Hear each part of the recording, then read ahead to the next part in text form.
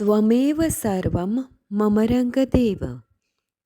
દત્ત ભાગવતનું બિરુદ પામેલ શ્રી રંગ અવધૂત શ્રી વિરચિત શ્રી ગુરુલીલામૃત ગ્રંથ આવાગમનના ફેરામાંથી મુક્ત કરાવે છે. જાણે બ્રહ્મરસાસ્વાદે ભર્યો નર્યો ગ્રંથ સાધ્યંત. આ વરદ અને ઔપાસનિક ગ્રંથને રંગબાળ શ્રી જગદીશાનંદજીએ સરળ અને સંક્ષિપ્ત ગદ્ય લેખન રૂપે વર્ષના દરેક દિવસ માટે એક પેજ તેમ 364 પેજમાં આ શ્રીરંગ બ્રહ્મરસાસ્વાદનું સર્વને રસપાન કરાવ્યું છે. તે ક્રમમાં દરરોજ શ્રવણ કરીએ. દત્તબાવનીના ગાન પછી આ એક પેજનું પઠન કરવું શ્રેયસ્કર છે.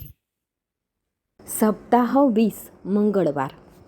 અલખજી નિરંજનને અને શ્રી દત્ત યદુરાજાને અમૃતપાન કરાવતા કરાવતા તેની બધી જ શંકા કુશંકાની ભ્રમણાને ભાંગતા કહે છે કે, હે યયાતિપુત્ર, તું ધ્યાન દઈને સાંભળ કે જગતમાં અદ્વૈતની મસ્તીમાં મસ્ત થઈને ફરનારો બાવરો દીવાનો મસ્તાન થઈને સદા બહાર ગાયા કરે છે.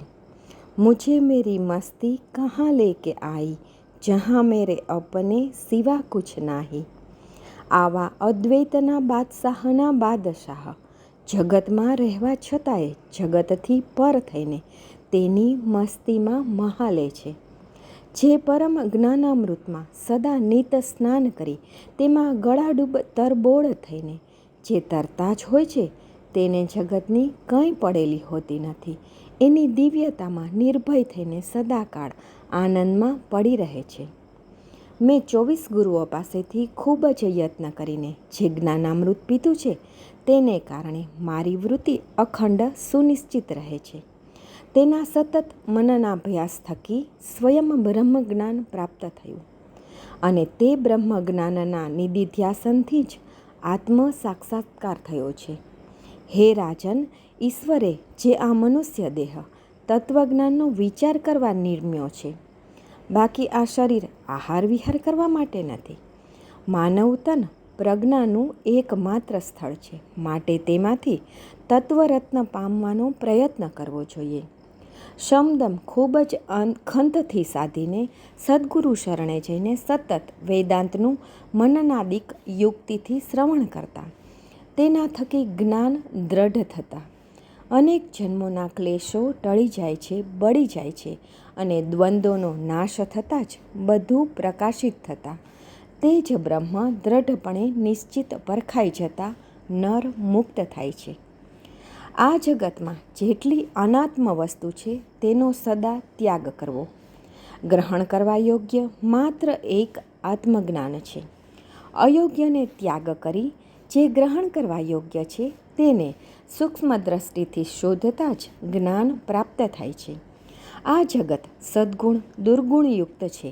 સદ્ગુણને જ સ્વીકારી દેહાધ્યાસ વિષયને દુર્ગુણને દૂર કરી વૈરાગ્યની વૃત્તિ કરી અજ્ઞાનને દૂર કરે તે જ સદ્ગુણ છે અને એ સદ્ગુણ મનુષ્ય જન્મનું મહાભાગ્ય સમજ. આ શરીર કાલાધીન છે, છતાંય તેને મોહને કારણે અમર માને છે. પશુઓ ક્યારેય તૃણમાત્રનું સ્વપ્ને પણ સંગ્રહ કરતા નથી. જ્યારે જે મળે તેનાથી પેટ પૂરતું ખાઈને સંતુષ્ટ થઈને સ્વૈર વિહાર કરતા હોય છે. જ્યારે મનુષ્ય સંગ્રહમાં જ મરે છે. ભાવિ ચિંતાને કારણે એ પોતેય ખાતો નથી અને બીજાને ખાવા દેતો નથી. પશુઓ ઋતુગામી હોય છે ત્યારે જ મૈથુન કરે છે.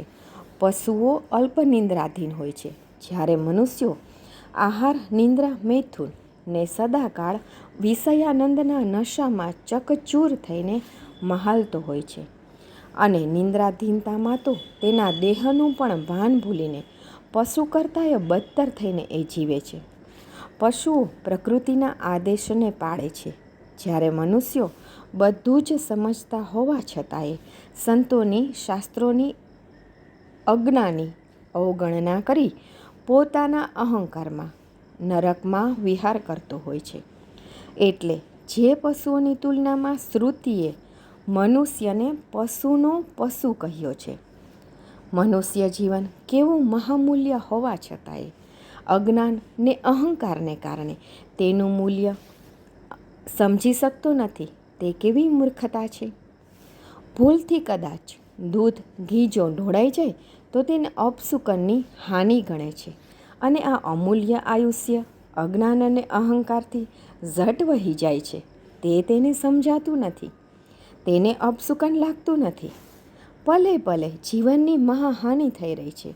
તેની કોઈને ક્યારેય કલ્પના આવતી નથી. માટે જ સુજ્ઞજનોએ અજ્ઞાન, અહંકાર અને દુર્ગુણને ત્યજીને સદ્ગુરુ પાસેથી તત્વાર્થનો સાર ગ્રહણ કરી સદા જાગ્રત રહેવું જોઈએ. પામી નરતનું ચિત્તમાં રાખી વિવેક એમ, ત્યાગી વિષયો ઈશની કરવી પ્રાપ્તિ તેમ. શ્રી ગુરુ લીલામૃત અધ્યાય 51 દોહરો 111.